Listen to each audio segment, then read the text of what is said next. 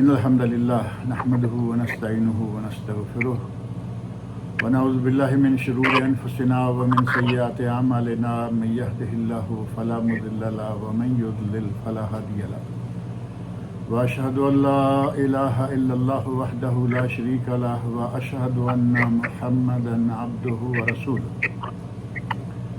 أما بعد فإن خير الحديث كتاب الله وخير الهدي هدي محمد صلى الله عليه وسلم وشر الأمور محدثاتها وكل محدثة بدعة وكل بدعة ضلالة وكل ضلالة في النار رب اشرح لي صدري ويسر لي أمري واحلل عقدة من لساني يفقهوا قولي رب أعوذ بك من همزات الشياطين وأعوذ بك رب أن يحضرون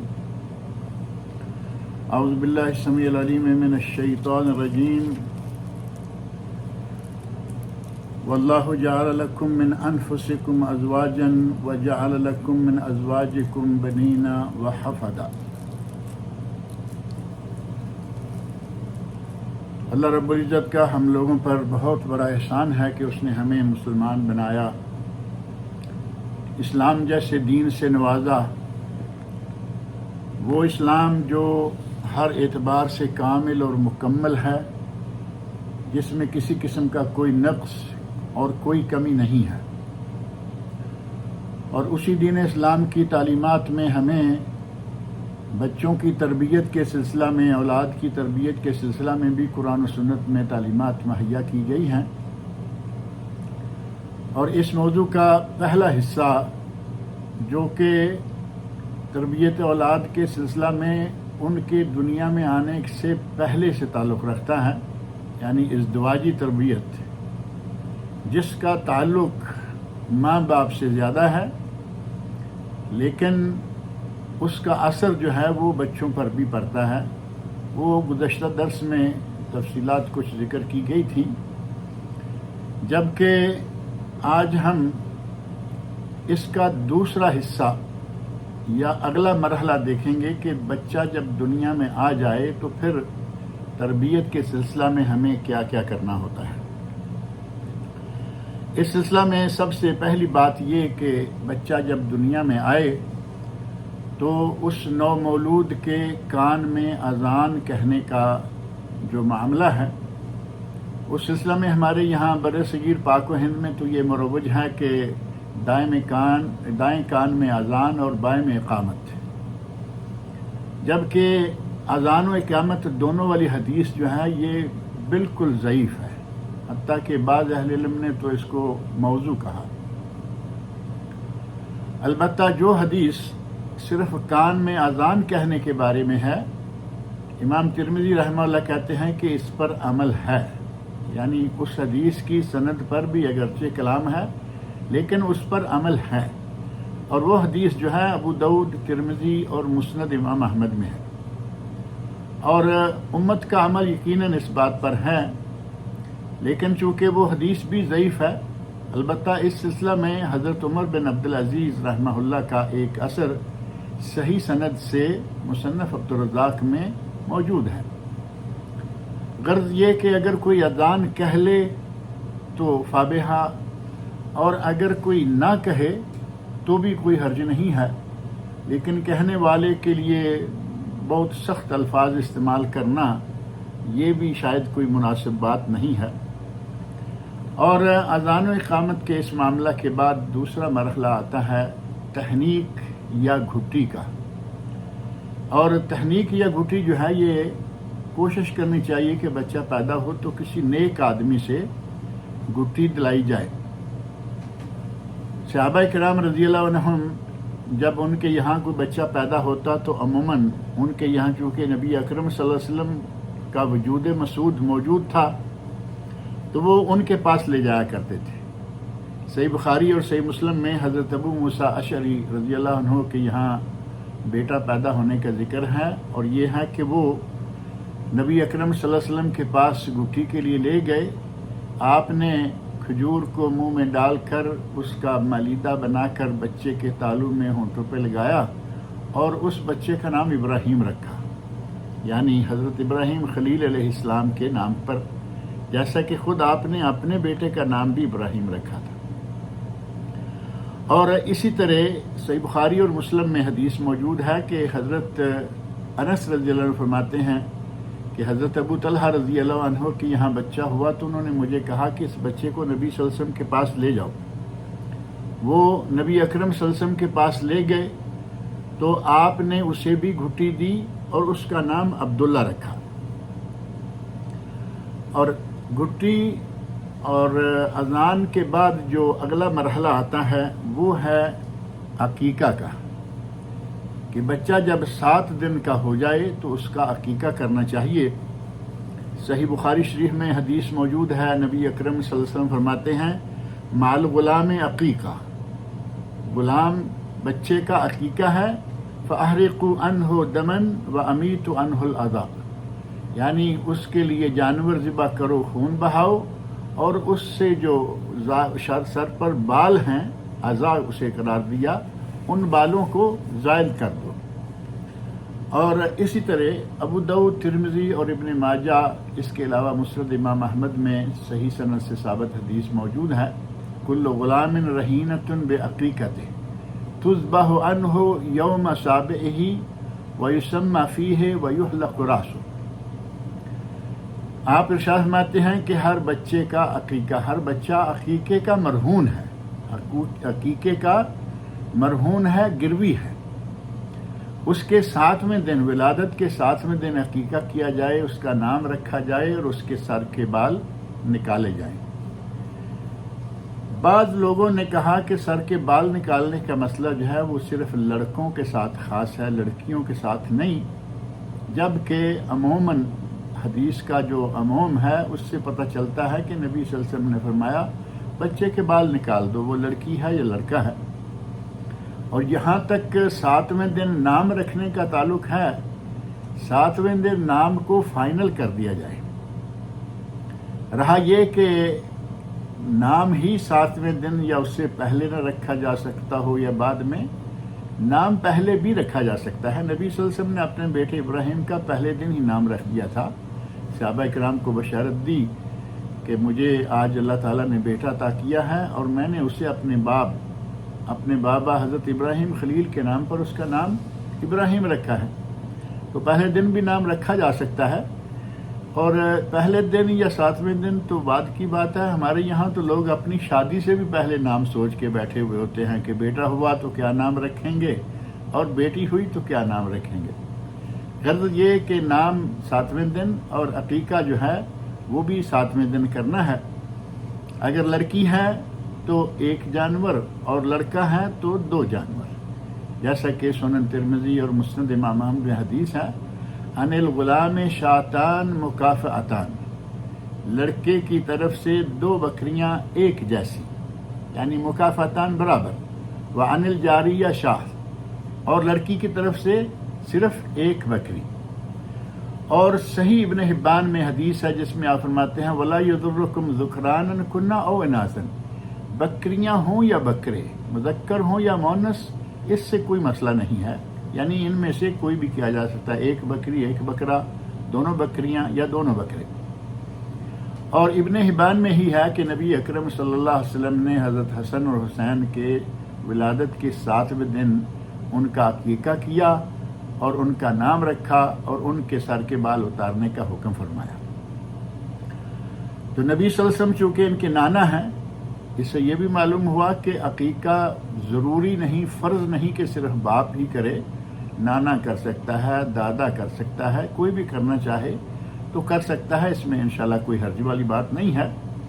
بہرحال 7ویں دن کوشش کرنی چاہیے، کیونکہ نبی صلی اللہ علیہ وسلم نے 7ویں دن ہی عقیقہ کرنے کا فرمایا ہے۔ تاہم حضرت عائشہ رضی اللہ عنہا سے صحیح سند کے ساتھ ثابت ہے کہ 14ویں دن یا 21ویں دن بھی کر لیا جائے تو کوئی حرج نہیں، اور اگر کوئی اپنی عمر کے کسی بھی حصے میں جا کے کر لیتا ہے تب بھی کوئی مسئلہ نہیں۔ حتیٰ کہ نبی اکرم صلی اللہ علیہ وسلم کے بارے میں حضرت انس رضی اللہ عنہ فرماتے ہیں ان نبی صلی اللہ علیہ وسلم ابقى عن نفسه بعد ما بعث نبیا، نبی صلی اللہ علیہ وسلم جب نبی مبعوث فرمائے گئے تب جا کے آپ نے اپنا عقیقہ کیا۔ محلہ ابن حزم، مشکل الاثار امام طحاوی، فتح الباری وغیرہ میں یہ حدیث موجود ہے، اور علامہ البانی رحمہ اللہ نے اسے سلسلۃ الاحادیث صحیحہ میں ذکر کیا ہے۔ اور جہاں تک تعلق ہے کہ اگر کسی میں طاقت ہے، استطاعت ہے، حیثیت ہے تو 2 بکرے کرے، اور اگر کچھ مالی پوزیشن کمزور ہے تو 1 بکرا بھی کر سکتا ہے لڑکے کی طرف سے، کیونکہ حدیث میں یہ بات موجود ہے ان رسول اللہ صلی اللہ علیہ وسلم ابقى عن الحسن والحسین کبشن کبشن۔ یہ حدیث جو ہے موجود ہے ابو داؤد، سنن کبری بہقی اور معجم طبرانی وغیرہ میں۔ تاہم نسائی میں کبشین کبشین کا ذکر آتا ہے کہ نبی صلی اللہ علیہ وسلم نے 2 بکرے عقیقہ میں ذبح کیے۔ دونوں حدیثیں صحیح ہیں۔ ظاہر ہے کہ 2 کرے گا تو اجر و ثواب زیادہ کمائے گا، 1 کرے گا تو جائز ہوگا، اتنا کافی ہے۔ اور جہاں تک تعلق ہے اس بات کا کہ عقیقہ میں علماء کرام بکثرت فتویٰ دیتے رہتے ہیں کہ بڑے جانور کا عقیقہ بھی کیا جا سکتا ہے، یعنی اونٹ کا یا گائے کا، لیکن صحیح بات یہ ہے کہ کسی حدیث میں یہ چیز ثابت نہیں ہے کہ بڑے جانور کا عقیقہ نبی اکرم صلی اللہ علیہ وسلم نے کیا ہو یا کرنے کا حکم دیا ہو۔ اور 7ویں دن ہی جب بال نکالے جائیں تو ان بالوں کے وزن کے برابر چاندی صدقہ کرنا، یہ بھی سنن ترمذی اور مسند امام احمد میں حدیث موجود ہے، اور علامہ البانی رحمہ اللہ نے اسے حسن قرار دیا ہے۔ اور عقیقہ کے جانور کو ذبح کرتے وقت بسم اللہ اللہ اکبر، جو کہ معروف عام ہے، جسے تکبیر کہا جاتا ہے، یہی کافی ہے۔ لیکن بعض حدیث میں جیسے مصنف عبدالرزاق، مسند ابو یعلا، مستدرک امام حاکم اور سنن کبری بہقی میں ایک روایت ہے، اور علامہ ذہبی نے اس کے صحیح ہونے پر امام حاکم کی موافقت کی ہے، اور بعض دیگر اہل علم نے بھی اسے کسی نے صحیح اور کسی نے حسن قرار دیا ہے۔ عقیقہ کے جانور کو ذبح کرتے وقت اگر یہ کہا جائے بسم اللہ اللہ اکبر اللہم لک و الیک ھذہ عقیقۃ فلان، یعنی فلان کی جگہ اس بچے کا نام لے لیا جائے تو اس کی بھی گنجائش۔ اور بچوں کے نام رکھنے کے سلسلہ میں اگرچہ ہم نے شادی سے پہلے سوچ رکھا ہوتا ہے، لیکن کوشش یہ کرنی چاہیے کہ نام اچھا ہو۔ بچے کے نام میں بڑی تاثیر پائی جاتی ہے۔ اگر بچہ اچھے نام والا ہوگا اس کی شخصیت بھی باذن اللہ اچھی ہوگی، اور اگر نام ہی مشرکانہ رکھیں گے تو اس کی شخصیت پہ بھی جو اثر پڑے گا اپنے ہی نام کا وہ بھی بڑا واضح ہے۔ یہی وجہ ہے کہ نبی اکرم صلی اللہ علیہ وسلم جب کوئی ایسا نام دیکھتے کہ یہ صحیح نہیں ہے تو اس نام کو بدل دیا کرتے تھے، اور آپ کے ناموں کو بدلنے کے کئی واقعات کتب حدیث میں موجود ہیں۔ کسی کا نام عاص تھا، اس کا نام مطیع رکھ دیا، کسی کا نام برہ تھا، اس کا نام زینب رکھ دیا، اسی طرح کسی کا نام تھا برہ، ان کا نام جمیلہ رکھ دیا۔ تو نبی اکرم صلی اللہ علیہ وسلم نے مختلف لوگوں کے آسیہ نام تھا، آسیہ نافرمان کے معنوں میں، اس کا نام جمیلہ رکھ دیا۔ تو اس طرح نام اچھا رکھنا چاہیے، اور اگر کسی کا نام والدین نے رکھا ہوا ہے اور وہ سمجھتے ہیں کہ اچھا ہے، اور کوئی بتائے کہ اچھا نہیں ہے، بدل لینا چاہیے۔ ایک صحابی کا واقعہ آتا ہے کہ نبی اکرم صلی اللہ علیہ وسلم کے پاس آئے، آپ نے نام پوچھا جس میں لفظ حزن تھا، حزن و غم، تو آپ نے فرمایا کہ اس نام کو بدل کر آپ نے دوسرا نام رکھنے کی تجویز فرمائی کہ یہ نام رکھ لو۔ انہیں سہل نام رکھنے کی آپ نے تجویز دی کہ سہل نام رکھو، حزن کی بجائے سہل۔ تو انہوں نے کہا کہ نہیں، میرے باپ نے یا میرے والدین نے جو نام رکھا ہے میں وہی رکھوں گا۔ انہوں نے نام بدلنے سے انکار کر دیا۔ حضرت سعید بن مسیب رحمہ اللہ فرماتے ہیں کہ ہمارے خاندان میں، ظاہر ہے کہ ان کے خاندان میں ہی کوئی تھا، ہمارے خاندان میں اس نام کی وجہ سے ہمیشہ حزن و غم باقی رہا، یعنی اتنی تاثیر ہوتی ہے اس نام کی۔ اور قیامت کے دن نام اچھے ہوں گے، اچھے ناموں سے اسے پکارا جائے گا، ساری دنیا نام سنیں گی، اور ایک مسئلہ ہمارے یہاں بڑا معروف ہے، کہتے ہیں کہ قیامت کے دن ماں کے نام سے پکارا جائے گا۔ یہ بھی بڑی عجیب بات ہے۔ حضرت عیسیٰ علیہ السلام کی رعایت رکھتے ہوئے پورا نظام ہی بدل دیا، جبکہ کتب حدیث میں یہ بات واضح طور پر موجود ہے کہ ماں کے نام سے نہیں بلکہ قیامت کے دن بھی باپ کے نام سے ہی پکارا جائے گا، جیسا کہ صحیح بخاری اور مسلم میں حدیث موجود ہے کہ غدار کا جھنڈا لگا ہوا ہوگا اور اس کے بارے میں کہا جائے گا ہذہ غدرۃ فلان ابن فلان، فلان ابن فلان، یعنی دونوں مذکر ہیں۔ یہ نہیں کہا کہ ابن فلان ابن فلانا، بلکہ فلان ابن فلان، یہ فلاں مرد کے فلاں بیٹے کا غداری کا نشان یا جھنڈا ہے۔ تو یہ بات جو ہمارے یہاں مشہور کر دی گئی ہے اس کا کوئی سر پیر نہیں ہے۔ حضرت عیسیٰ علیہ السلام والد کے بغیر پیدا ہوئے، وہ اللہ رب العزت کی طرف سے ایک معجزہ تھا۔ غرض یہ کہ اچھا نام رکھنا چاہیے۔ نبی صلی اللہ علیہ وسلم نے صحیح مسلم ابو داؤد وغیرہ میں حدیث ہے احب الاسماء الی اللہ عز وجل عبداللہ و عبد الرحمن۔ اسی طرح اب اللہ کے اسماء حسنہ کے ساتھ جتنے بھی نام آئیں گے، عبد القادر، عبد العزیز، عبد الغفار، اس طرح کے نام رکھنے چاہیے، اور جو نام صحیح نہ ہو اسے بدل دینا چاہیے۔ نبی صلی اللہ علیہ وسلم نے نہ صرف لوگوں کے نام بدلے بلکہ آپ ایک علاقے سے گزرے، پوچھا کہ اس علاقہ یہ کون سا علاقہ ہے، تو کسی نے کہا عفرہ، کہ یہ علاقہ ہے جس کا معنی بنتا ہے بنجر، تو آپ نے اس کا نام بدل کر خضرہ رکھ دیا کہ یہ بنجر نہیں، یہ سرسبز و شاداب علاقہ ہے۔ اور ناموں کی تاثیر جیسا کہ میں نے واقعہ ذکر کیا ہے وہ صحیح بخاری میں، سنن نسائی میں اور مسند امام احمد میں واقعہ موجود ہے کہ ہمارے خاندان میں نام کی وجہ سے ہمیشہ یہ سلسلہ جو ہے وہ رہا۔ اب مسئلہ ہے ختنہ، لڑکوں کا ختنہ کرنا چاہیے، یہ سنت ابراہیمی اور سنت نبوی ہے۔ صحیح بخاری مسلم میں موجود ہے کہ حضرت ابراہیم علیہ السلام نے اپنی عمر کے 80ویں سال، یعنی عمر 80 سال ہو گئی، اس وقت انہوں نے اللہ کے حکم سے اپنا ختنہ خود کیا تھا۔ اور صحیح بخاری مسلم میں ہی حدیثیں موجود ہیں جن میں امور فطرت گنائے گئے ہیں، کسی حدیث میں 5 ہیں، کسی میں 10 ہیں، تو ختنہ کرنا امور فطرت میں ہی شمار کیا گیا ہے۔ اور والدین کو چاہیے کہ اپنی اولاد کے حق میں اچھی اچھی دعائیں کریں، بچہ پیدا ہونے سے پہلے بھی دعائیں، جیسا کہ گزشتہ درس میں یہ بات ذکر کی گئی تھی، اور بچہ پیدا ہو چکا، بچہ آپ کے ساتھ چلنے پھرنے لگ گیا، آپ کا ہاتھ بٹھانے لگ گیا، تو اس وقت بھی اولاد کے لیے دعائیں کرنی چاہیے۔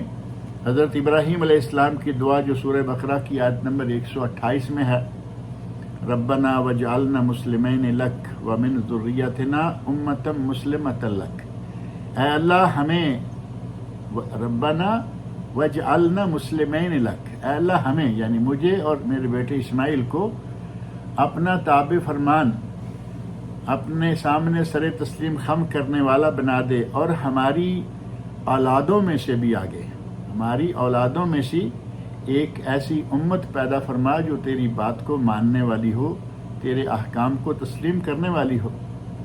اسی طرح وجنبنی و بنی ان نعبد الاصنام، یہ بھی حضرت ابراہیم علیہ السلام کی دعا، اور حضرت ابراہیم علیہ السلام کے نام سے جو سورت ہے سورت ابراہیم، اس کی آیت نمبر 34 میں یہ دعا موجود ہے۔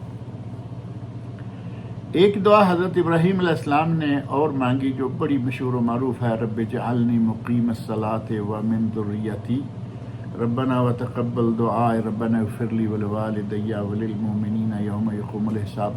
اس میں آپ نے رب اجعلنی مقیم الصلاۃ اپنے لیے کہ اے اللہ مجھے نماز قائم کرنے والا بنا، ومن ذریتی، رب اجعلنی مقیم الصلاۃ ومن ذریتی، اور میری اولاد کو بھی۔ گزشتہ درس میں نے ایک واقعہ ذکر کیا تھا کہ ایک خاتون کہتی ہیں کہ میں صرف پورے دل کے ساتھ یہی دعا کرتی ہوں اور میری اولاد کو مجھے کہنا ہی نہیں پڑتا کہ بھائی اٹھو نماز کے لیے، وہ سارے کے سارے نماز کے مکمل طور پر پابند ہیں۔ اسی طرح نیک لوگوں کی اپنے اولاد کے لیے ایک دعا سورۃ الاحقاف کی آیت 15 میں ہے، وَأَصْلِحْ لِي فِي ذُرِّيَّتِي، اے اللہ میری ذریت، میری اولاد کو بھی صلاح اور درستگی عطا فرما، یعنی میری اولاد جو ہے اسے بھی میرے لیے درست کر دے، نیک کر دے، اللہ کا فرمان بردار بنا دے۔ اور بچے چاہے کوئی بڑا خوبصورت ہے، چاہے کوئی ذرا کم ہے، چاہے کوئی بچہ بڑا فرمانبردار ہے، چاہے کوئی ذرا کم ہے، بچوں کے مابین عدل و انصاف رکھنا ضروری ہے۔ اگر عدل و انصاف نہیں رکھا جائے گا تو نبی اکرم صلی اللہ علیہ وسلم کے ارشاد کے مطابق یہ ظلم ہے۔ بچوں کو کچھ تحفہ ہدیہ دینے کے سلسلہ میں بچوں کے ساتھ برابری کا، مساوات کا، عدل و انصاف کا سلوک کرنا چاہیے۔ ایک حدیث جو کہ بڑی مشہور ہے، صحیح بخاری و مسلم میں، حضرت نعمان بن بشیر رضی اللہ عنہ والی حدیث، کہتے ہیں کہ میرے والد نے مجھے ایک غلام دیا اور چاہا کہ ہم نبی صلی اللہ علیہ وسلم کے پاس جا کے آپ کو گواہ بنا لیں۔ نبی اکرم صلی اللہ علیہ وسلم نے پوچھا اکل ولدک نحلتہ مثل ھذا، کیا تم نے اپنے ہر بچے کو اسی طرح کا ایک غلام دیا ہے؟ تو انہوں نے کہا نہیں۔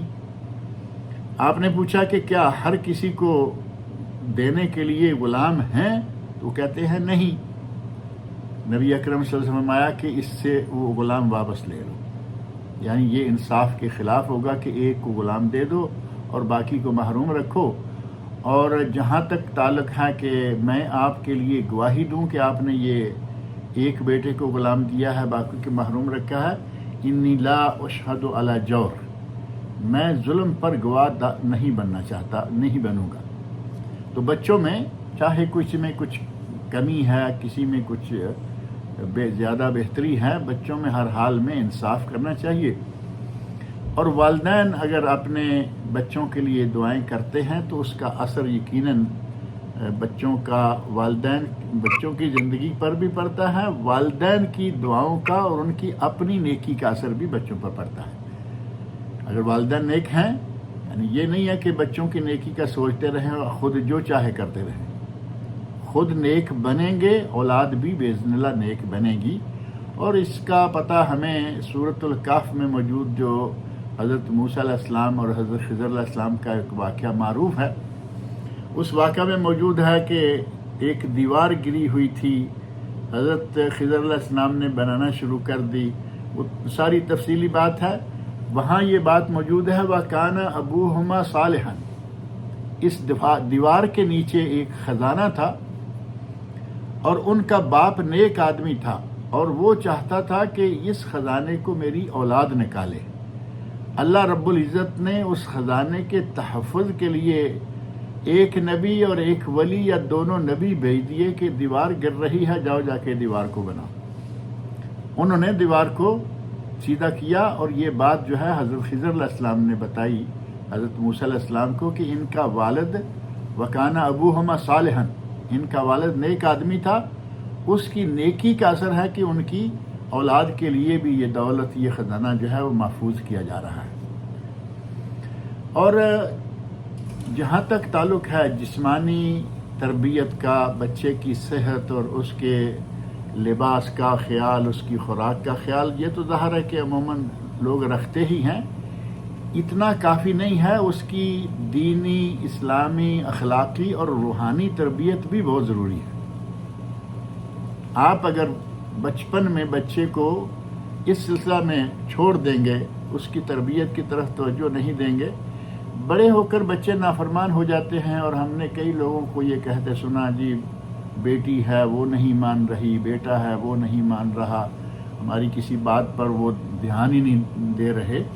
تو یہ بعد میں چیخنے چلانے سے بہتر ہے کہ اپنی اولاد کو بچپن سے ہی ان کی تربیت کریں، اخلاقی، اسلامی، دینی، روحانی، ہر طرح کی ان کی تربیت ہوگی، کل کو بڑے ہوں گے تو انشاءاللہ تعالیٰ وہ تابع فرمان ہوں گے۔ اور بچے کی دینی، روحانی تربیت، اسلامی تربیت جو ہے، اس میں سب سے زیادہ ہاتھ جو ہے وہ ماں کا ہوتا ہے۔ اب اس کا معنی یہ بھی نہیں ہے کہ والد کا اس سے کوئی تعلق ہی نہیں ہے، والد اور والدہ دونوں مل کر اپنے بچوں کی تربیت کریں۔ والد کی ذمہ داریاں ہیں، والدہ کی ذمہ داریاں ہیں، بچہ جیسے ہی تھوڑا ہوش سنبھالے اسے مسجد میں والد ساتھ لے کے جائے، نماز سکھلائے، نماز کا طریقہ سکھلائے، مسجد کے آداب سکھلائے۔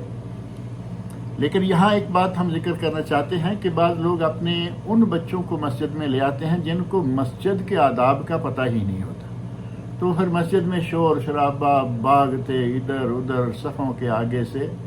بچے کو جب وہ سمجھدار ہو جائے اسے مسجد کے آداب کا یا کم از کم آپ کی بات ماننا شروع کر دے کہ بیٹا یہاں بیٹھنا ہے، اسے اپنے ساتھ مسجد میں لے کے جائیں تاکہ اسے نماز کی عادت ہو۔ اور یہ جہاں تک تعلق ہے ماں کے کردار کا، تو وہ کردار جو ہے وہ بہت زیادہ اہم ہے باپ کی نسبت، کیونکہ ماں کی گود بچے کا مدرسہ ہے، ماں کی وہ گود بچے کا کالج ہے، ماں کی گود بچے کی یونیورسٹی ہے۔ سب سے پہلی تربیت گاہ اور سب سے پہلا مدرسہ ماں کی گود ہی ہوتا ہے، اور اگر ماں نیک ہوگی تو یقیناً ماں کی نیکی کا اثر بچے پر بھی پڑے گا۔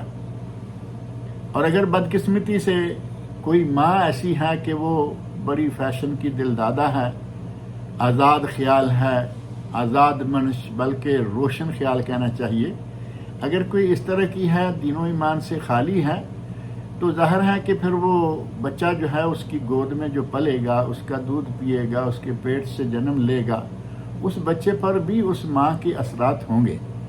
لہذا جو بنیادی طور پر والدین کا اس سلسلہ میں کردار ہے وہ دونوں کے لیے یہ ہے کہ وہ خود نیک ہوں، نیک بنیں، اور ماں نیک ہے تو یقیناً وہ اپنے بچے پر اثر انداز ہوگی۔ اور تربیتی نقطہ نظر سے ایک بات یہاں اور ذکر کر دیں کہ بعض دفعہ ایسا ہوتا ہے کہ باپ کوئی بچے کو حکم دے رہا ہے، ماں رکاوٹ بنتی ہے۔ کبھی ایسا ہے کہ ماں کو بچے کو حکم دے رہی ہے تو باپ رکاوٹ بن جاتا ہے، جبکہ حکم دینے والا صحیح حکم دے رہا ہے، دوسرا محض اس کو بچہ سمجھ کر یا یوں سمجھ لیں کہ نہیں ابھی خیر ہے، چھوٹا ہے۔ اگر دونوں میں سے تربیت کے حوالے سے کوئی بھی بات کرے تو ہمیں چاہیے کہ اس کو نافذ ہونے دیں۔ باپ نے کہا ہے ماں خاموش رہے، ماں نے کہا ہے باپ خاموش رہے، تاکہ بچے کی دونوں مل کر صحیح تربیت کر سکیں۔ اور اگر دونوں ایک دوسرے کے سلسلہ میں راہ میں رکاوٹ بنتے رہیں گے تو بچہ جو ہے وہ سدھرنے کی بجائے بگڑ جائے گا۔ لہذا دونوں کو مل کر بچوں کی تربیت کرنی چاہیے۔ بچے کو جیسے ہی تھوڑا ہوش سنبھال لے، گھر میں لڑکی ہے ماں اپنے ساتھ نماز پڑھنا سکھلائے، لڑکا ہے والد نماز کا طریقہ سکھلائے بھی اور مسجد میں لے کے بھی جائے، اور جیسے ہی ان کی عمر تھوڑی زیادہ ہو تو ان کو روزہ رکھنے کی بھی تربیت دیں۔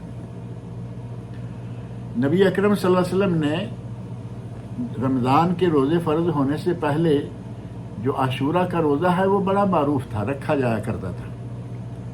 نبی اکرم صلی اللہ علیہ وسلم نے ایک دن یہ حکم فرمایا کہ جو لوگ صبح سے روزے سے ہیں رکھ لیں، جنہوں نے روزہ نہیں رکھا ہوا وہ اب سے شام تک اپنے آپ کو روزے کی حالت میں لے آئیں۔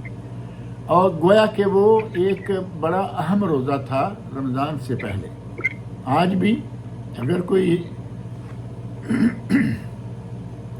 کوئی آج بھی عاشورہ کا روزہ رکھتا ہے تو ایک سال کے گناہوں کا کفارہ ہے۔ تو روزہ بچوں کو رکھوانا چاہیے۔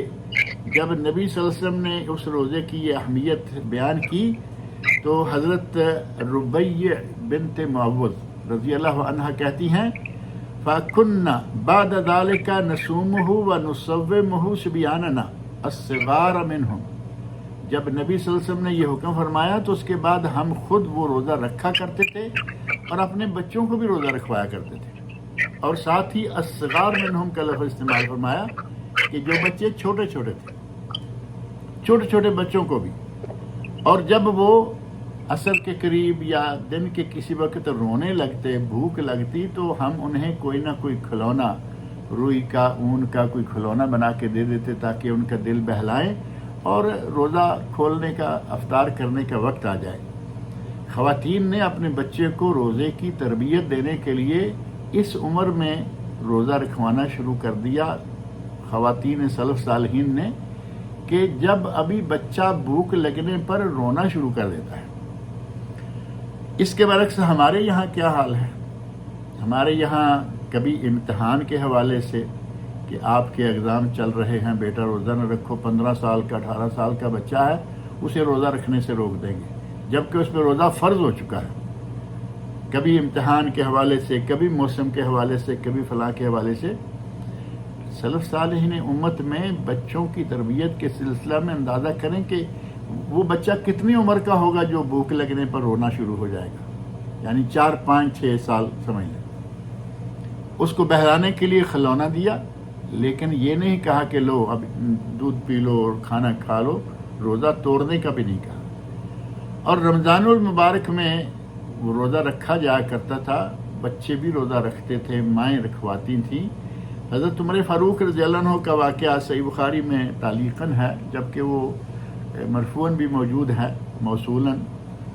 حضرت عمر فاروق رضی اللہ عنہ کے پاس ایک شرابی لایا گیا جس نے رمضان میں شراب پی رکھی تھی، تو انہوں نے اسے کوڑا مارتے ہوئے کہا، ویلک وصبیاننا صیام، تیرا برا ہو، ہمارے تو بچوں نے بھی روزہ رکھا ہوا ہے اور تم کون ہو جو آج رمضان کے دن میں روزہ توڑے ہوئے اور شراب پی رہے ہو۔ پھر انہیں 80 کوڑے مارے اور ملک بدر کر دیا، یا علاقہ بدر جو اس وقت ہوتا۔ بچہ جب بولنا شروع کرے تو اس کی تربیت کے لیے ضروری ہے کہ اس کو اچھے اچھے کلمات سکھلائے جائیں۔ آج ماحول کافی اچھا ہو چکا ہے، ورنہ کچھ عرصہ پہلے تک بچہ جیسے ہی بولنا شروع کرتا، ماما بابا کہنا شروع کرتا، تو بچوں کو گالیاں سکھا دی جاتی، اور وہ اپنے ماں باپ کو، باپ کہہ رہا ہے ماں کو یہ گالی دو، ماں کہہ رہی ہے فلاں کو یہ گالی دو۔ بچے کو جب وہ ہوش سنبھالے تو اسے اچھے کلمات بولنے کی تعلیم دیں، اسے توحید سکھلائیں، اسے لا الہ الا اللہ سکھلائیں، سبحان اللہ، الحمدللہ، اللہ اکبر سکھلائیں۔ بچے کی زبان سے جب وہ بولنا شروع کرے بسم اللہ کے الفاظ سکھلائیں، تاکہ بچہ جو ہے وہ ہوش سنبھالتے ہی فوری طور پر اللہ کی ذات گرامی کو پہچاننے والا ہو کہ اللہ کون ہے، اور یہ بھی کہ اللہ کہاں ہے۔ یہاں عربوں میں بھی بڑا معروف ہے، اور یہاں ہمارے لوگوں میں بھی یہ الحمدللہ دیکھا جا رہا ہے کہ بچے کو چھوٹی عمر میں ہی وہ یہ سکھلا دیتے ہیں کہ اللہ کہاں ہے، این اللہ۔ اور ہماری اردو بولنے والے بچوں میں جن گھروں میں اس تربیت کا ذوق ہے، بچے کو پوچھیں اللہ کہاں ہے، وہ فوراً کہے گا اللہ اوپر ہے، آج اپنے عرش پر ہے۔ اب یہاں ایک بات یہ شاید کہنا مناسب ہوگا کہ اللہ تو عرش پر ہے، مستوی علی العرش ہے، لیکن ہمارے یہاں کچھ لوگ بلکہ بہت سارے لوگ وہ ہیں جو کہتے ہیں کہ اللہ ہر جگہ ہے۔ اللہ ہر جگہ بذات ہی نہیں ہے، بذات ہی اللہ اپنے عرش پر ہے، لیکن وہ کسی کے حکم کا پابند نہیں کہ وہ صرف عرش پر ہی رہے گا۔ صحیح احادیث میں یہ بات ثابت ہے کہ اللہ رب العزت آسمان دنیا پر نزول فرماتا ہے جیسا اس کی ذات کو لائق ہے۔ آسمان دنیا پر ہر رات کے تیسرے پہر، یعنی سحری کے وقت اللہ رب العزت آسمان دنیا پر نزول فرماتا ہے اور یہ ندا لگاتا ہے کہ کوئی ہے جو سوال کرے، کوئی ہے جو ہم سے مانگے ہم اسے دیں، کوئی ہے جو مغفرت طلب کرے اور ہم اس کو بخش دیں۔ اس کا مطلب یہ ہوا کہ اللہ عرش پر ہے، لیکن وہ آزاد ہے، مالک الملک ہے، خالق ہے، اور قدرت کاملہ اسی کے پاس ہے، لیکن اصل مقام اس کا وہ ہے، اور وہ اصل مقام جو ہے وہ بچوں کو سکھلایا جائے۔ یہ کہنا کہ اللہ ہر جگہ موجود ہے، اللہ رب العزت اپنے علم اور قدرت سے، بے علم ہی و قدرت ہی، وہ علم و قدرت کے ساتھ ہر جگہ موجود ہے، لیکن بے ذات ہی وہ عرش پر ہے۔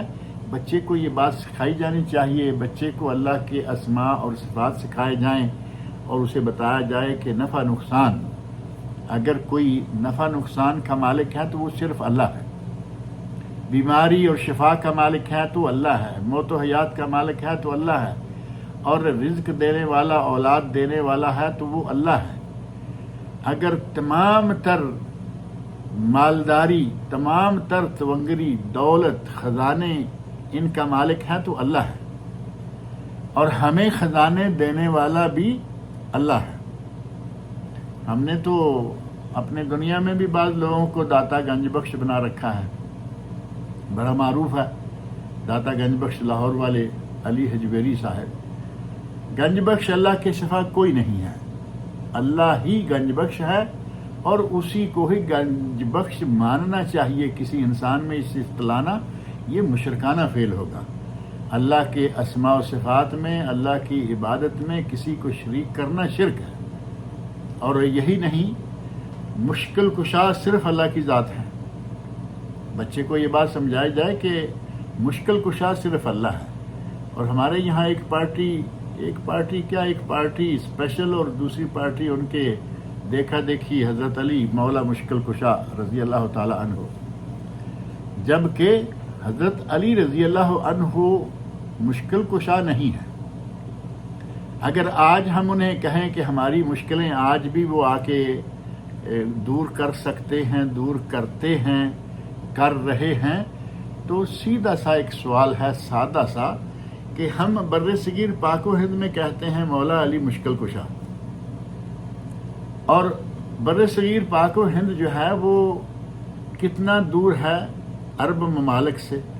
عرب ممالک ہی لے لیتے ہیں کھلا کھلا، کسی خاص جگہ کو ہم متعین نہیں کرتے۔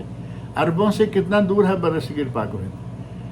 حضرت علی رضی اللہ عنہ کے اپنے پورے خاندان کے لوگ، حضرت حسین رضی اللہ عنہ کا واقعہ کربلا معروف ہے، پورے خاندان کے لوگ شہید کر دیے گئے۔ حضرت زین العابدین رضی اللہ عنہ، زین العابدین علی بن حسین بن علی، وہ بچ گئے مردوں میں سے، یا بچوں میں سے کہہ لے، لڑکوں میں سے کچھ خواتین بچیں، سارے خاندان کو وہاں شہید کر دیا گیا، اور حضرت علی وہاں نہیں پہنچے۔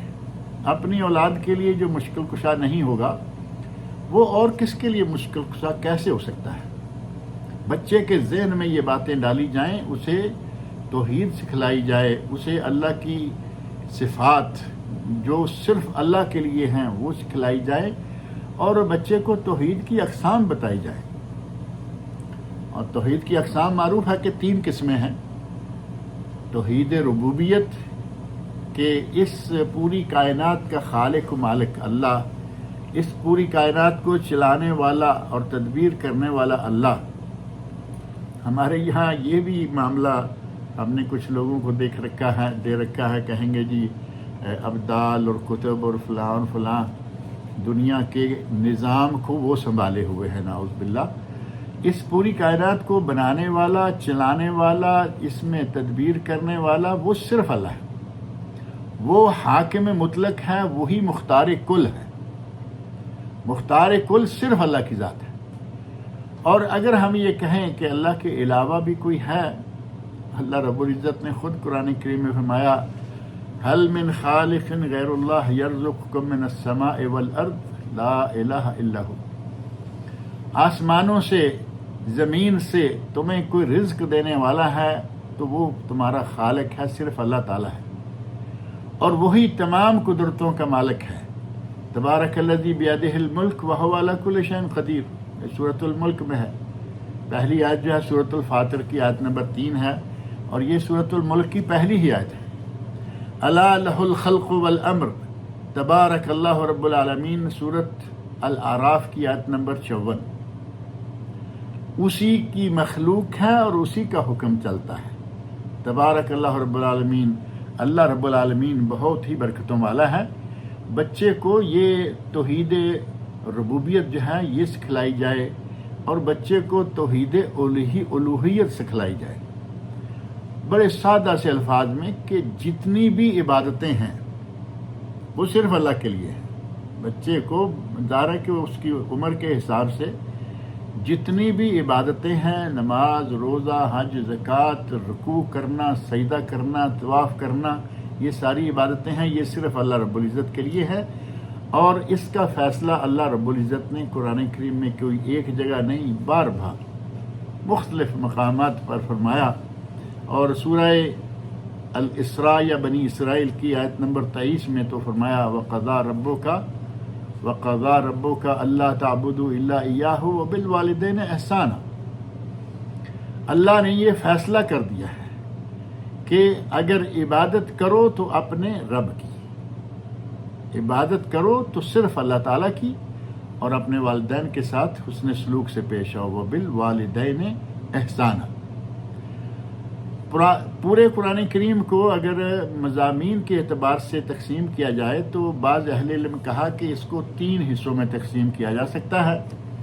ایک ہے توحید، دوسرا حصہ ہے احکام کا، اور تیسرا حصہ ہے قصص، واقعات کا۔ اور سورۃ الاخلاص قل هو اللہ احد، یہ سورت چونکہ پوری کی پوری توحید ہے، یہی وجہ ہے کہ نبی اکرم صلی اللہ علیہ وسلم نے سورۃ الاخلاص کے بارے میں فرمایا ہے تعدل ثلث القرآن۔ قل هو اللہ احد کا پڑھنا جو ہے یہ ایک قرآن کے تہائی حصے کے برابر ہے، تہائی حصہ۔ یعنی آپ قل هو اللہ پڑھیں گے تو گویا کہ 10 سپاروں کے پڑھنے کا ثواب اللہ رب العزت آپ کو دے گا۔ یہ اس لیے کہ یہ سورت جو ہے یہ پوری کی پوری توحید پر مبنی ہے، اور قرآن کا تیسرا حصہ توحید ہی کا بیان ہے، لہذا اسے ثلث القرآن قرار دیا گیا۔ اور بچے کے سامنے شرک کی مذمت بیان کی جائے کہ شرک جو ہے وہ کتنا برا ہے اور اس سے کیسے بچنا ہے۔ اور پہلے دیکھیں حضرت لقمان علیہ السلام کا واقعہ ذکر کیا اللہ تعالیٰ نے، انہوں نے اپنے بیٹے کو وصیتیں کی، واعظ کیا، نصیحتیں کی، یا بنیہ، عام وصیتوں کے علاوہ اسپیشل شرک کے بارے میں، یا بنیہ لا تشرک باللہ، لا تشرک باللہ ان الشرک لظلم عظیم۔ سورہ لقمان میں ہی اللہ تعالیٰ نے یہ بات ارشاد فرمائی۔ آیت نمبر سورہ لقمان کی ہی آیت ہے، لا تشرک باللہ، اللہ کے ساتھ شرک نہ کرو، ان الشرک لظلم عظیم۔ شرک جو ہے یہ ظلم عظیم ہے، بہت بڑا ظلم ہے، لہذا اپنے بچے کو شرک کی مذمت سکھلائیے، شرک کے بارے میں اسے بتائیے کہ شرک کرنا جو ہے یہ کتنا بڑا گناہ ہے۔ اور نبی اکرم صلی اللہ علیہ وسلم نے مختلف احادیث میں کبیرہ گناہوں کا تذکرہ فرمایا، کبیرہ گناہ اور اکبر الکبائر گناہ مختلف انداز سے نبی اکرم صلی اللہ علیہ وسلم نے فرمایا۔ اور جب 7 کی گنتی کی، اجتنبوا السبع الموبقات، 7 موبقات مہلک گناہوں سے بچے، اکبر الکبائر بتائے تب، 7 مہلک بتائے تب، الکبائر صرف کبیرہ گناہوں کا شمار کیا تب سب سے پہلے آپ نے الشرک باللہ، سب سے پہلے سب سے بڑا کبیرہ گناہ جو شمار فرمایا تو وہ شرک باللہ، اللہ کے ساتھ شرک کرنا ہے۔ لہذا اپنے بچے کو یہ اچھی طرح سمجھائیں کہ شرک کیا ہے، اللہ کی ربوبیت میں، اللہ کی الوہیت میں، اللہ کی اسماء و صفات میں کسی غیر اللہ کو شامل کرنا یہ شرک ہے۔ اور اسے بتایا جائے خاص طور پر کہ اسماء و صفات کے سلسلہ میں لیسا کمثلہ شیء، اس کی مثل کوئی چیز بھی نہیں ہے، وہ بے مثال ہے۔ لیسا کمثلہ شیء، وہ بے مثال ہے، اس کی مثال کوئی نہیں ہے۔ اور بچے کے ذہن میں یہ چیزیں جب آپ بچپن میں ہی نقش کر دیں گے تو وہ بڑا ہوگا، جیسے جیسے بڑھے گا یقیناً وہ موحد ہوگا، اہل توحید میں سے ہوگا۔ اس پہ پھر مدرسے کی اور ادھر ادھر کی جو چھوٹی موٹی کتابیں ہیں جن میں بعض شرکیہ چیزیں سکھلائی جاتی ہیں وہ بھی اثر انداز نہیں ہوں گی، بلکہ والدین کو چاہیے کہ بچوں کے اسکول میں جو نصابی کتابیں ہیں، کورس کی کتابیں ہوتی ہیں، ان پر بھی نظر رکھیں، اور جو پڑھایا گیا ہے اس پر بھی تھوڑی نظر رکھیں کہ کہیں کوئی غلط چیزیں تو نہیں سکھلائی جا رہی۔ اگر ہیں، اب ظاہر ہے کہ گورنمنٹ ہے، گورنمنٹ سے تو آدمی مقابلہ نہیں کر سکتا، کم از کم اپنے بچے کو یہ بتائیں کہ اسکول کی کتاب میں جو یہ لکھا ہے یہ صحیح ہے یا غلط ہے۔ خاص طور پر شرکیہ امور ہیں، بدعات ہیں، ان سے بچے کو نفرت دلائی جائے، اور بچے کو کچھ دعائیں، کچھ آداب یاد کرنے کا، آداب سیکھنے کا، دعائیں یاد کرنے کا بتایا جائے، نبی اکرم صلی اللہ علیہ وسلم نے ہمیں ہر موقع پر، ہر موقع کے لیے دعائیں بتائی ہیں۔ آپ دیکھیں گے کہ دعاؤں کی کتابیں سینکڑوں صفحات پر مشتمل ہیں۔ قرآن کریم سے دعائیں لیں، نبی اکرم صلی اللہ علیہ وسلم سے ثابت شدہ صحیح دعائیں لیں۔ دعاؤں والی کوئی بہترین کتاب، مستند کتاب، یعنی ایسا نہیں کہ کوئی بھی کتاب دعاؤں والی اٹھا لیں، دعاؤں والی کوئی بہترین کتاب والدین کو اپنے پاس رکھنی چاہیے، اور اس سے جو اچھی اچھی دعائیں ہیں بچے کو سکھلانی چاہیے، خود یاد کریں اور بچوں کو یاد کرائیں۔ اور جیسے قرآن کریم میں سورۃ الفاتحہ ہے، آیت الکرسی ہے، سورۃ البقرہ کی آخری دو آیتیں ہیں، اور 30ویں پارے کی کچھ چھوٹی چھوٹی صورتیں ہیں، وہ بھی بچے کو یاد کرائیں کہ نماز میں مختلف اوقات میں مختلف صورتیں پڑھی جائیں۔ ہمارے یہاں عموماً یہ مروج ہے کہ جیسے ہی سورۃ فاتحہ ختم ہوتی ہے قل ھو اللہ شروع ہو جاتی ہے، آٹومیٹک، ایسے جیسے کوئی مشین چل رہی ہے۔ اور بے شمار لوگ وہ ہیں کہ جن کو قل ھو اللہ کے علاوہ دوسری کوئی صورت آتی ہی نہیں۔ بچے کو قرآن کریم کی کم از کم آخری سپارے کی آخری کچھ صورتیں ہیں وہ بھی حفظ کرائیں، اور ساتھ ہی جو دعائیں ہیں وہ بھی یاد کرائیں۔ بچے کو کھانے پینے کے آداب سکھلائیں، یہ نہیں کہ جیسے بھی چاہے۔ آج کل تو سلسلہ کچھ ایسا چل نکلا ہے کہ چلتے پھرتے کھائے چلے جاتے ہیں، پیے چلے جاتے ہیں۔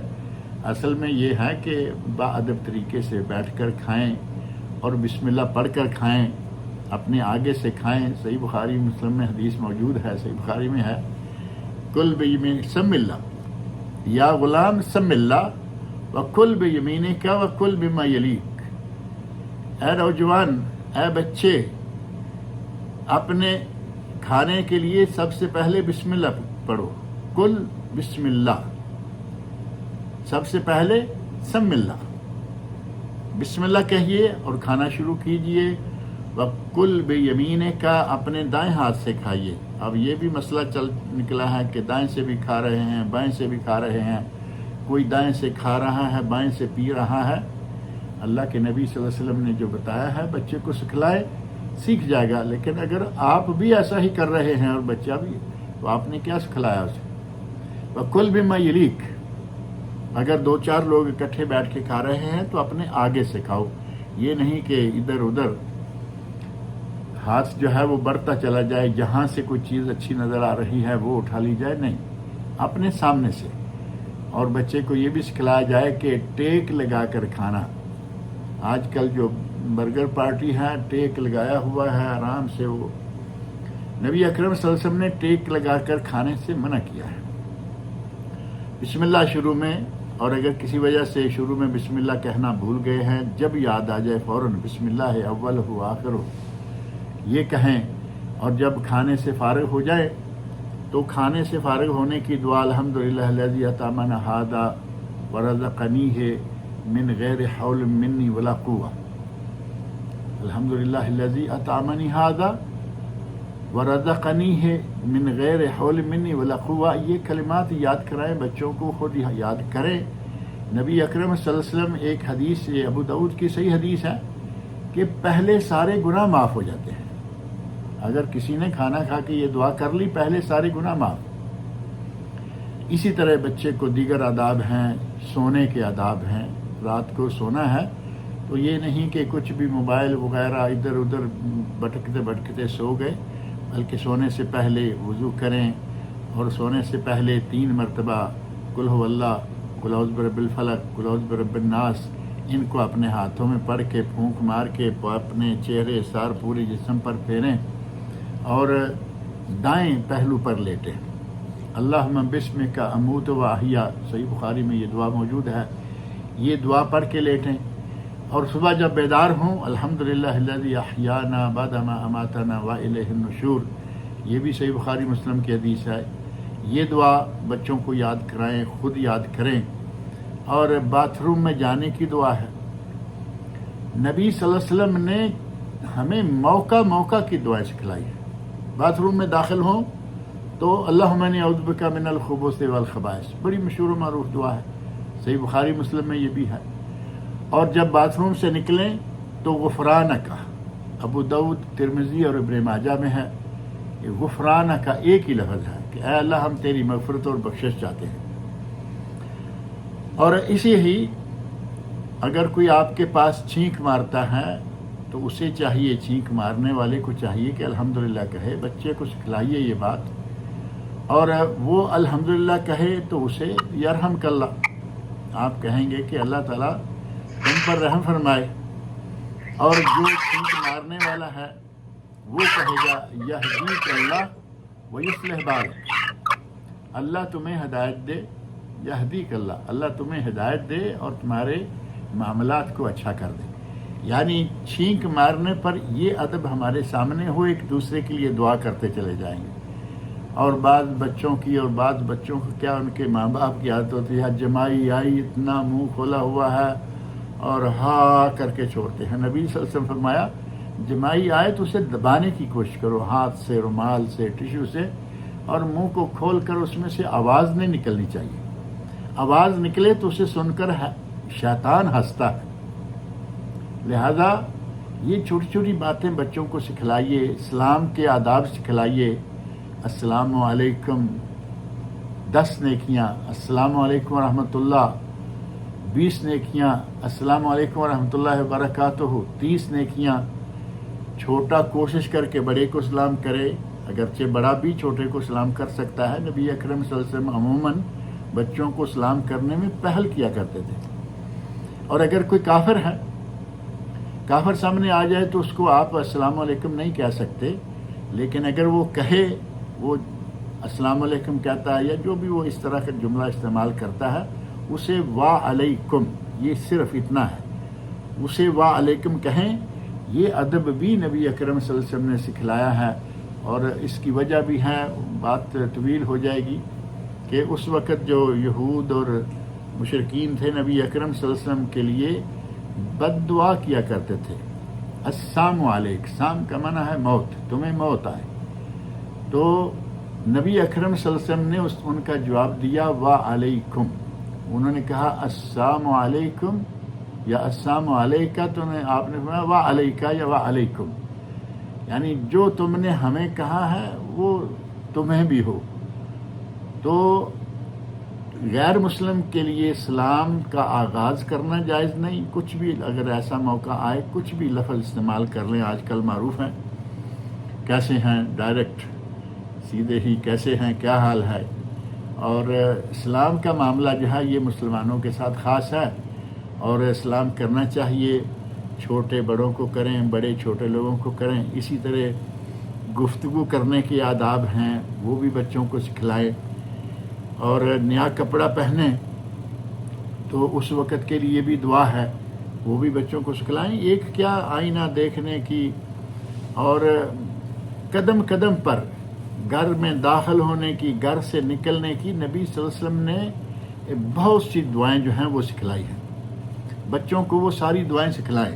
کوشش کریں جیسے جیسے بچے کی عمر بڑھتی جائے آپ دعاؤں کا بیلنس بڑھاتے جائیں اس کا.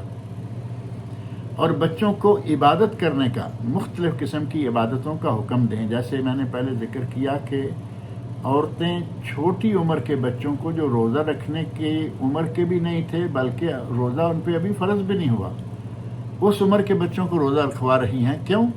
تاکہ یہ عادی ہو جائیں، آگے بڑھ کر یہ باقاعدہ عادی ہو جائیں گے. تو بچوں کو نماز پڑھنے کا طریقہ سکھلائیے، بچوں کو روزہ رکھنے کی تعلیم دیجیے. والدین اپنے ساتھ رکھ کر لڑکیوں کو گھر میں والدہ، لڑکوں کو گھر میں اور مسجد میں والد، یہ اپنے ساتھ رکھیں، ان کو سکھلائیں. اور مسجد میں لے جانے کے لیے جیسے میں نے پہلے ذکر کیا، سمجھدار بچے کو لے کے جائیں تاکہ دوسرے نمازیوں کے لیے پریشانی کا باعث نہ بنے. بچوں کو وضو کرنے کا طریقہ سکھلائیے، وضو کے ساتھ مسواک کی اہمیت بتائیے. اور نماز کی نیت کے سلسلہ میں ہمارے یہاں پرانا سلسلہ جو چلتا آ رہا ہے، 4 رکعت نماز فرض اللہ تعالیٰ کے منہ قبلہ شریف کی طرف پیچھے سے امام کے، یہ ساری چیزیں جو ہیں بچوں کو سمجھائیے کہ یہ اللہ رب العزت کے لیے ہمیں کہنے کی کوئی ضرورت نہیں، وہ ہمارے دلوں کی جانتا ہے. نیت کے لیے دل کا ارادہ کافی ہے.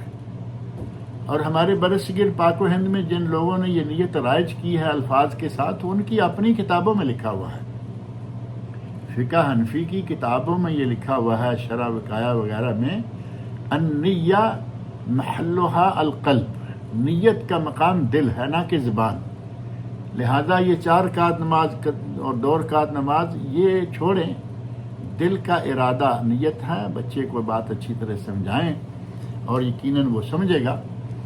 اور اس کے بعد تسمیہ ہے، اس طرح جگہ جگہ کی دعائیں ہیں، اور وضو کے لیے جو ہمارے یہاں معروف ہے کہ یہ عضو دھوتے ہوئے یہ دعا، یہ ہاتھ دھوتے ہوئے یہ پاؤں دھوتے، جگہ جگہ کی دعائیں ثابت نہیں ہیں۔ شروع میں بسم اللہ اور آخر میں کلمہ شہادت، اشہد ان لا الہ الا اللہ وحدہ لا شریک لہ واشہد ان محمدا عبدہ ورسولہ۔ اور سنن ترمذی میں ایک دعا ہے جس کے بارے میں بعض اہل علم نے کہا کہ یہ مطلق ہے، وضو کے ساتھ اس کا تعلق نہیں ہے، اور بعض نے اسے وضو کے باب میں ذکر کیا محدثین نے، اللہم اجعلنی من التوابین واجعلنی من المتطہرین۔ یہ دعا اگر وضو کے بعد مانگ لیتے ہیں تو انشاءاللہ تعالی دعا بہت اچھی ہے۔ اور پھر بچوں کو نماز نبوی سکھلائیں۔ ہمارے یہاں نماز نبوی نہیں، نمازوں کے جو پاکستان نمازیں چھپتی ہیں ان پہ باقاعدہ لکھا ہوا تھا نماز حنفی، نماز شافعی، یہ نہ ہو بلکہ نماز نبوی۔ امام ابو حنیفہ، امام مالک، امام شافعی، امام احمد بن حنبل رحمۃ اللہ علیہ اجمعین، وہ چاروں جو ہیں وہ نبی اکرم صلی اللہ علیہ وسلم کی نماز کی طرح نماز پڑھا کرتے تھے، تو پھر ان کی نماز بھی نماز نبوی ہوئی، اسی کو ہم نے آگے لے کے چلنا ہے۔ بچوں کو نماز نبوی سکھائیں کہ کس طرح ہاتھ باندھنے ہیں، کہاں ہاتھ باندھنے ہیں، اور اسی طرح پھر آمین کے مسائل ہیں۔ آمین کے سلسلہ میں یہاں میں ایک بات ذکر کروں، پچھلے دنوں ایک چھوٹا سا کلپ بڑا معروف ہوا تھا، وائرل ہوا۔ مسجد نبوی کے امام نے قبلہ کی طرف منہ کیے کیے ہی ایک چھوٹا سا نصیحت والا کلمہ کہا کہ بعض لوگ آمین کہتے ہیں اور اتنی بلند آواز سے کہتے ہیں کہ وہ صراخ، چیخ چنگار تک پہنچ جاتی ہے۔ کہا کہ یہ مسجد نبوی ہے، یہاں قبر رسول صلی اللہ علیہ وسلم موجود ہے، لہذا ظاہر ہے کہ امام تو قبر رسول کے بالکل قریب ہوتے ہیں، اور انہوں نے کسی کو یہ سنا کہ اس نے چیخ چنگار کے انداز سے آمین کہی، تو انہوں نے پھر یہ تنبیہ کرنا ضروری سمجھا اور بہت اچھا کیا۔ اب اس کو لے کے یہ لے اڑے کہ لو جی آمین بلند آواز سے کہنا نہیں، بلند آواز سے کہنا ہے، سنت رسول ہے، ثابت ہے، اور اس سلسلے میں بہت احادیث ہیں کہ مسجد میں صحابہ کرام اس انداز سے آمین کہا کرتے تھے، ان للمسجد للجہ، مسجد گونج جاتی تھی۔ اور گونج کیسے پیدا ہوگی؟ منہ میں آمین کہنے سے یا بلند آواز سے؟ بلند آواز سے، لیکن گونج آپ معقول آواز ہو، آپ کے ساتھ والا 1-2 آدمی سن لے کافی ہے۔ اور یہ جو تنبیہ کی گئی وہ چیخنے والی، زوردار چنگار کر آواز نکالنے سے منع کیا گیا، اور وہ معقول بات ہے نہ مسجد نبوی میں بلکہ کسی بھی مسجد میں ایسا بالکل نہیں ہونا چاہیے۔ آمین بڑے انداز سے کہیں، اچھے انداز سے کہیں، اور تھوڑی آواز نکالیں جتنی مناسب ہے، چیخ کر آمین نہ کہیں۔ اور ہم نے بعض دفعہ دیکھا ہے کہیں نہ کہیں کوئی نہ کوئی ایسا ہوتا ہے، اور بعض دفعہ تو دیکھا گیا کہ آمین کہتے وقت وہ باقاعدہ ایڑی بھی اٹھا لیتے ہیں، ایسے لگتا ہے کہ اب انہوں نے پتہ نہیں کیا کرنا ہے۔ آمین کے مسائل بتائیں انہیں، سورۃ الفاتحہ کی اہمیت سکھلائیں بچوں کو کہ سورۃ الفاتحہ کے بغیر نماز نہیں ہوتی۔ یہ کوئی شرط نہیں ہے کہ وہ امام ہے، وہ مقتدی ہے، وہ منفرد ہے۔ نبی صلی اللہ علیہ وسلم نے فرمایا لا صلاۃ لمن لم یقرأ بفاتحۃ الکتاب، سورۃ فاتحہ کے بغیر نماز نہیں ہوتی۔ لہذا بچے کو اس کی بھی تعلیم دیں، اچھی طرح بچے کو سکھلائیں، اور نماز کا مکمل طریقہ بتائیں۔ درمیانی تشہد میں درود شریف پڑھنا بھی مستحب ہے، ہمارے یہاں یہ بالکل مروج نہیں ہے، اکثریت جو ہے وہ اگر کوئی اللہم اتنا بھی کہہ دے تو کہیں گے سجدہ صاحب واجب ہو گیا، جبکہ نبی صلی اللہ علیہ وسلم کی احادیث سے پتہ چلتا ہے کہ درمیانی تشہد میں بھی درود شریف پڑھنا چاہیے، مستحب ہے، دوسرے میں واجب ہے۔ لہذا یہ مسائل جو ہیں نماز کے بچے کو سکھلائے جائیں۔ آخری تشہد جو ہے اس میں تورک، یعنی اپنے بائیں پاؤں کو دائیں پاؤں اور پنڈلی کے نیچے سے گزار کر بائیں سرینڈ پر بیٹھنا بچے کو یہ سمجھایا جائے، اور بچے کو سلام پھیرنے کے بعد جو عموماً دعائیں ہیں وہ سارا اذکار و دعائیں سکھلائی جائیں، اور خصوصی طور پر بچے کو اللہ کا رقیب ہونا سمجھایا جائے کہ اللہ رقیب ہے، اللہ نگران ہے، اللہ بندے کے ہر موقع پر، اندھیرے میں ہو، روشنی میں ہو، اندر ہو، باہر ہو، دن ہو، رات ہو، بندے کے تمام اعمال و افعال اور اقوال کو دیکھتا اور سنتا ہے۔ ہر چیز کو وہ سنتا بھی ہے اور دیکھتا بھی ہے۔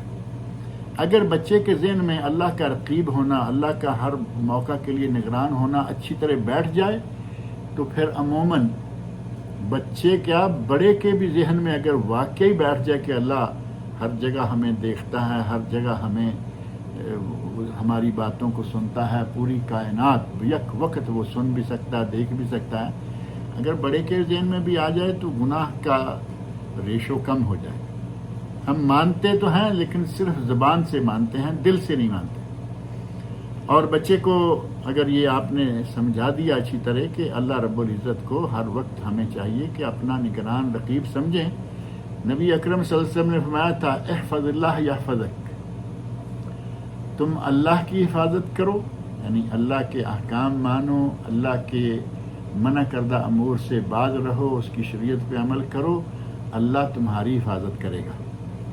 احفظ اللہ تجدہ تجاہک، اللہ کی حفاظت کرو، اللہ کو تم اپنے سامنے پاؤ گے، یعنی اللہ کو یاد کرو، جہاں کرو، جب کرو، جہاں بھی کرو، اللہ کو تم اپنے سامنے پاؤ گے کہ اللہ ہر جگہ اپنی علم و قدرت کے ساتھ موجود ہے۔ یہ نہیں کہ بند کمرے میں بیٹھ کے مانگو گے دعا تو سنے گا یا نہیں سنے، وہ ہر جگہ، اس کا علم و قدرت ہر جگہ موجود ہے، ذات اس کی مستوی علی العرش ہے، ثم استوى علی العرش معروف ہے، قرآن کریم میں یہ بات موجود ہے۔ غرض یہ کہ بچے کی ذہنی تربیت، ایمان دار ہو، بچہ یقین والا ہو، نمازی پرہیزگار ہو، اور اس کی روحانی تربیت جو ہے یہ اس کے ہوش سنبھالنے سے ہی شروع کر دینی چاہیے۔ اگر ہم نے ایسا کر لیا تو انشاءاللہ تعالی ہمارے بچے جو ہیں وہ نیک ہوں گے، دیندار ہوں گے، پارسا ہوں گے، اور گناہوں سے بچنے والے اور نیکیوں کی طرف بڑھ چڑھ کر نیکیوں میں حصہ لینے والے ہوں گے۔